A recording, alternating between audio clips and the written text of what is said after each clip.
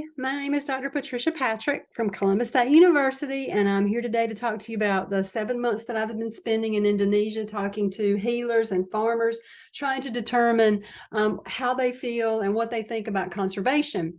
I want to thank Jay and Deb for inviting me to this wildlife symposium. I'm very excited to be here and share my work with you, so I'm going to make this short and sweet, and then hopefully you'll have some questions at the end. First, I need to tell you that I had 5 Fulbright scholarships and U.S. Embassy grant projects that were going on in Indonesia. And I'm only going to talk about 2 of those today, one on healers and the other one on farmers. So interviewing and doing an ethnographic study with healers and one with farmers. My work is, I view it through actor network theory, meaning that I look at how the actors and the actants, both the living and the non-living, the biotic and abiotic things, interact with each other. And today I'm not going to be talking about actor network theory, but if you have any questions about that, I'm happy to answer them. But within that actor network theory, I'm beginning to think about sense of conservation. So what does that mean, sense of conservation? And how can we define that? And then how can we use that as a way to build conservation knowledge and caring? So this is really what I'm going to be talking about today. And I'm trying to develop this. So if you have any suggestions or comments that would be helpful about what I could do next to start thinking about sense of conservation as a new conceptual framework, that would be fantastic at the end if you have some comments.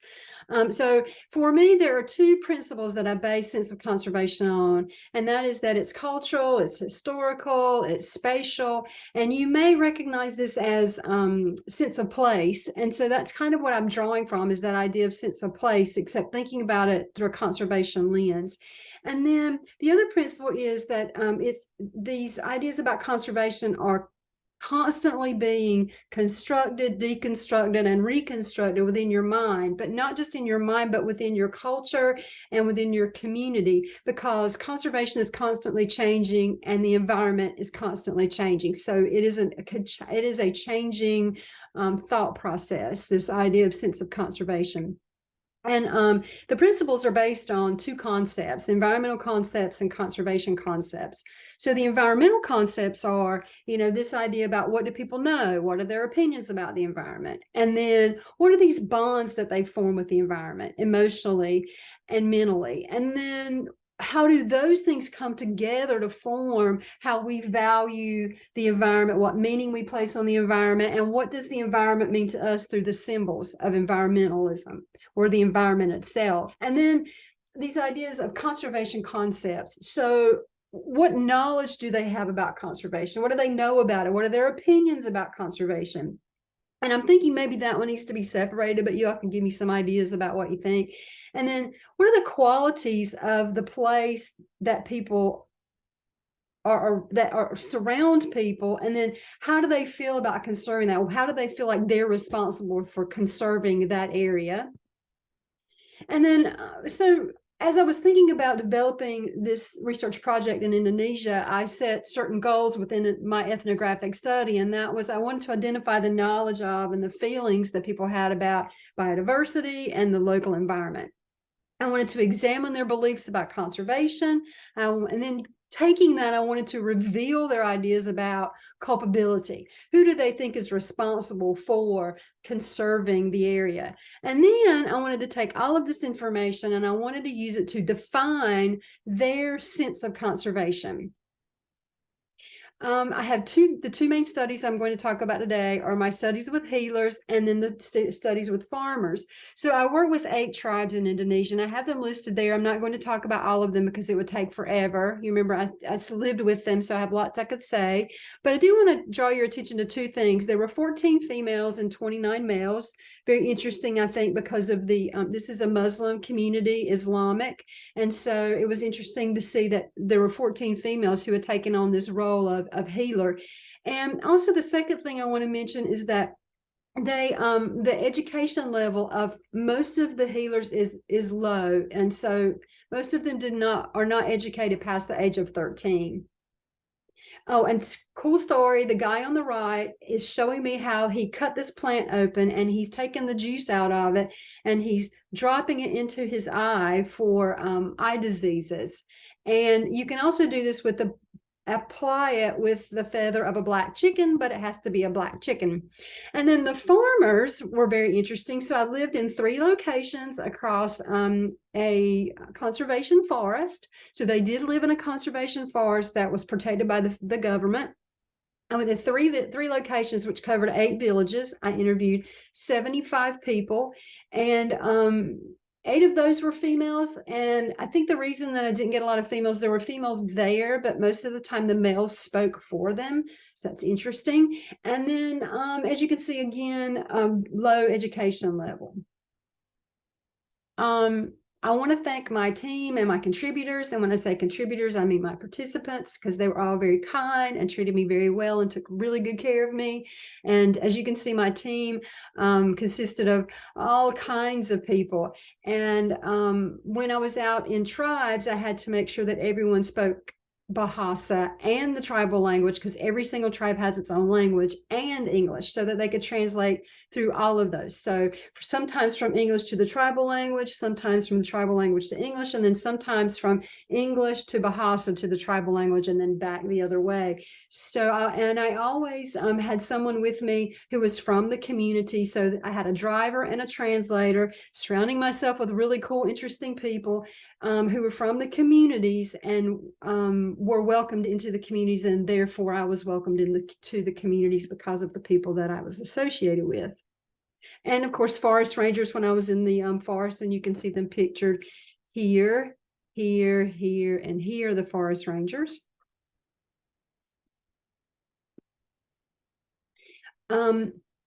So data collection, everything was in situ. I lived with the people. I lived in the forest. I lived with the in the communities where the healers were. And in some instances, I actually lived with the healers. Okay, and I did data collection through interviews. I did ethnographic interviews that were deep dives into how people lived, what they thought, how they viewed the community, how they viewed healing, how they viewed farming, how they viewed any changes in the environment. I mean, how they felt about their responsibility within that framework. I also did data collection in video, but I can't show any of those because there were people in the videos that did not give permission to be seen, so I couldn't show any of those. Data collection. I also did naturalistic and participant observations, meaning that I lived within the communities and observed as they were doing things, but also as a participant observer. And you can see on the left, I was planting rice, and on the right, I was volunteering to work in the coffee. So I did coffee plantation stuff too. I did journaling. So every day, every night, I would go back to my home and journal about what I had seen that day and what people were saying and how they were feeling, or at least through my lens, how I perceive them as feeling and thinking. So again, we have to think about our own lenses. So results of this huge study. One thing I learned about were these ideas of human-animal interactions and what they mean for conservation and environmentalism. Let me go back, because I do want to tell you a quick story about this little buddy right here, my little monkey. I came around the corner of this house, and there's this monkey there and a baby monkey, and they're both chained to this post, to this tree. And I asked about why they're chained and why they're chained there. And I was told that they use them to go up into the trees and bring down the coconuts. As you can see, the coconuts on the right-hand side, but that's what they use them for. And that's why that monkey is chained, if you have any questions about that. What I've found is that there are 4 personas. And I just wrote a paper that I sent to Conservation Biology, if you're interested, that has these healer and community personas defined. And if you're interested, I'm happy to send you the paper in a link during the presentation today.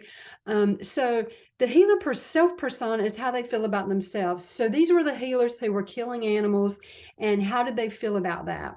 And they felt like some animals were easier to kill than others. They were very emotional about killing the animals. And they also see the animals as very valuable, not just for healing purposes, but for the community and for biodiversity and for conservation.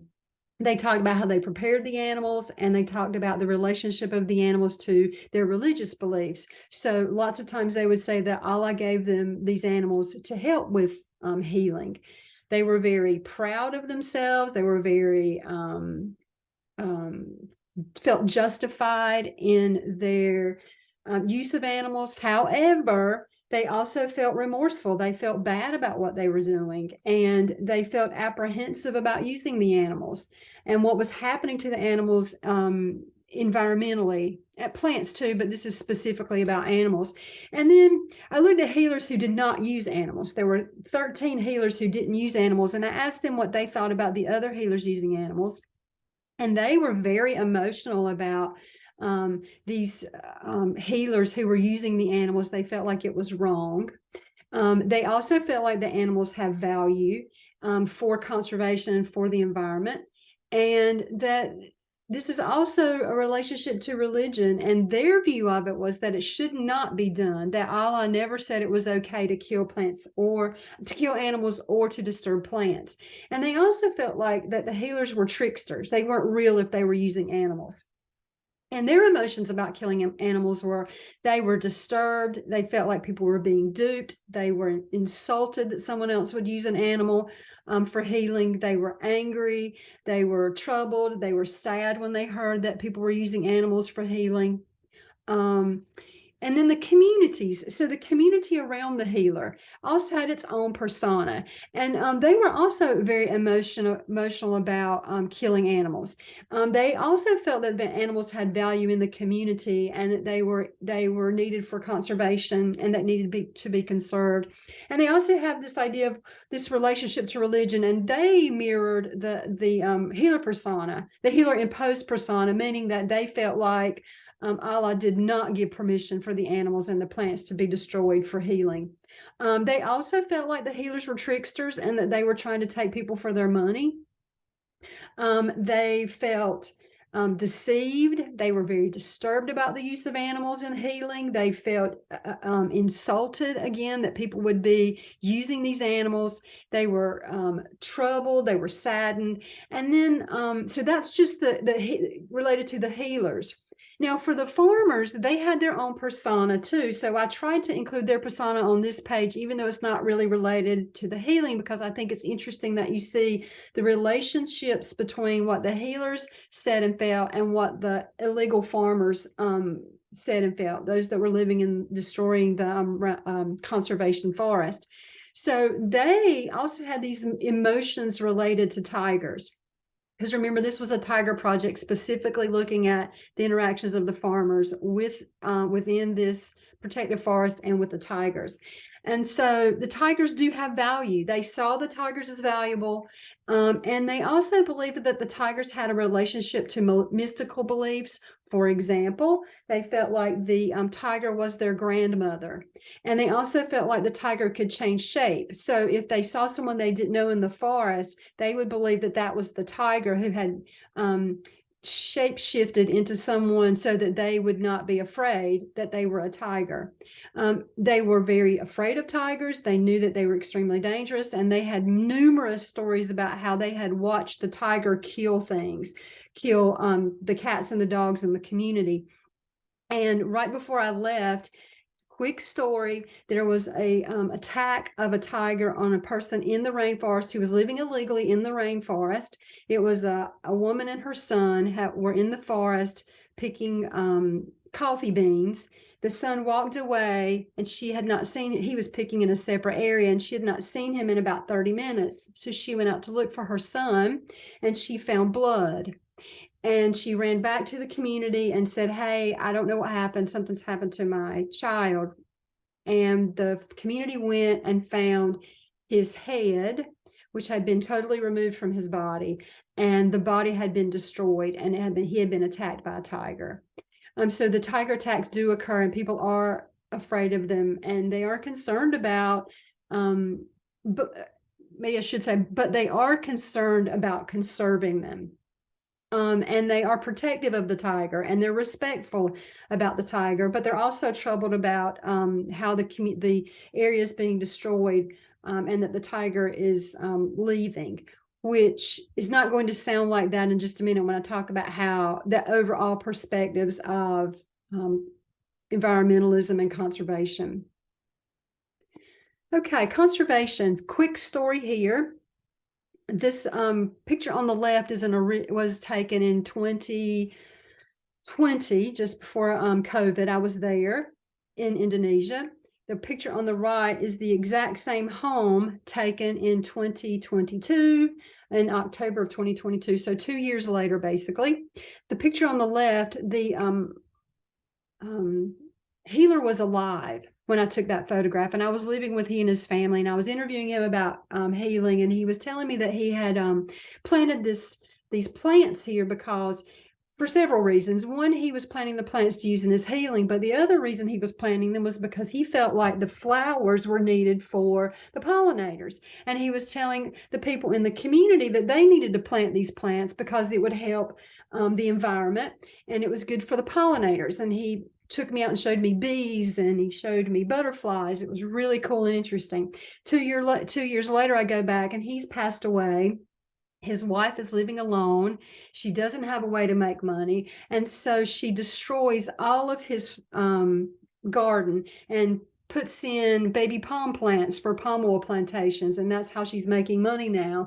And so you can see, I think this is a really good example of how people care about the environment, but then the economics of living overtakes that, and they destroy things that they may think are better.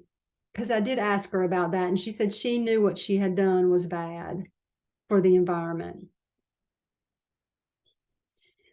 Okay, so let's talk about this idea of the environmental concepts, right? So the healers, they have a lot of knowledge about the changes in the environment. They know what's going on. They see it. They can talk about it. They articulate it well. They are extremely concerned about what's happening too, about the changes in the environment, this loss of habitat, loss of biodiversity, and then what's going to happen because of that. And they see it happening, and they can describe it in great detail, what's happening because of the loss of habitat and biodiversity.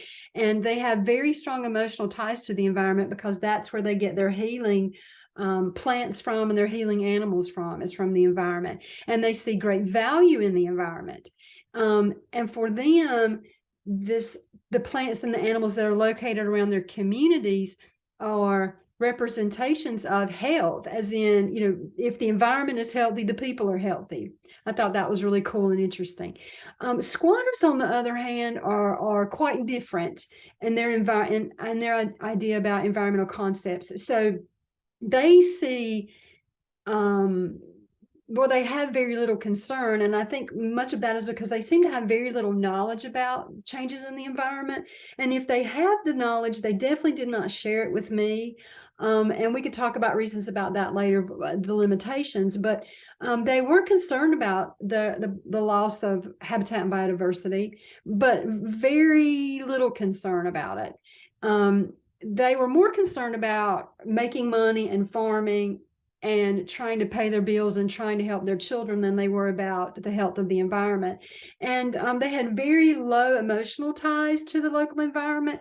I do believe that most of that is because that they were there illegally, and they knew they were there illegally, and they were mostly all of them were from other places, and they had moved there just to slash and burn this conservation forest and plant. So they had very low emotional ties because they looked at it as, well, I'm just here farming and I'm going to leave when I have enough money.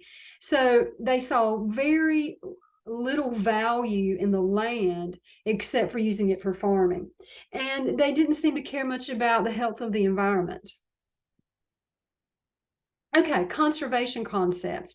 So thinking about that chart that I showed you earlier, the healers have very strong feelings about conservation.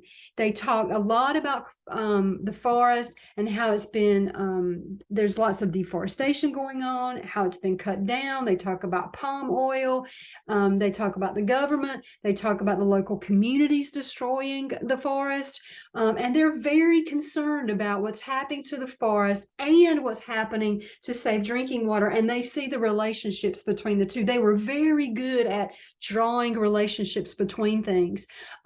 They had a vast understanding of how conservation worked for forests and beaches and mangroves, and how they were being destroyed, but also how they could be fixed. And then they also saw themselves as personally responsible for conservation action. I mean, they talked about the palm oil, the government, the local community being responsible for saving the forest, but they also saw themselves as responsible and talked in great detail about how they were working to save the forest and how they would like to work to save the forest if they were supported. Squatters, on the other hand, really did not see an importance in conserving the forest. And remember, this is a conservation forest. I mean, this is one that you're supposed to be trying to save. And they really didn't seem concerned about destroying it either. They were pretty much, like, oh yeah, we're cutting down all the trees and we're planting and we're making money. And that seemed to be the most important thing for them. However, the flip side of that, they were concerned about the tiger. They were concerned about tiger conservation, but they did not see the link between what they were doing in the forest and the tiger's habitat being destroyed. And they did not see any link between their farming and their personal culpability, as in they didn't understand that when they were tearing down the forest, that the tiger had less habitat and that the other organisms had less habitat. As a matter of fact, they believed that when they planted rubber plants and they grew up, that was forest and that was good for the plants and animals in the area, which is not true, but that's how they believed. They felt like it was shady and it made a great place for animals to live, these rubber plants. Okay, so tying all this together back into this sense of conservation, I've tried to put it into one place so we can kind of compare them a little bit better about how the healers felt about the environment and how and conservation, and how the farmers felt about the environment and conservation. And so I basically just have sort of like key points from that, and that is that the healers understand and worry. Farmers do not seem to understand and worry. Healers have these strong emotional and physical bonds to the environment, whereas farmers do not. So the farmers see themselves as me versus the environment. And then these healers are placing great value on the environment, and they see it as important for human health.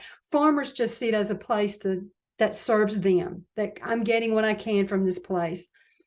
For the conservation concepts, the healers are very knowledgeable about conservation, and they feel like it's their responsibility to fix things and to see it through and make sure nothing else is destroyed. The farmers, on the other hand, don't believe the area that they're farming in should be conserved. They believe it should be given over to them, and the government should not conserve that area at all. And they only see conservation as a problem, not as a fix.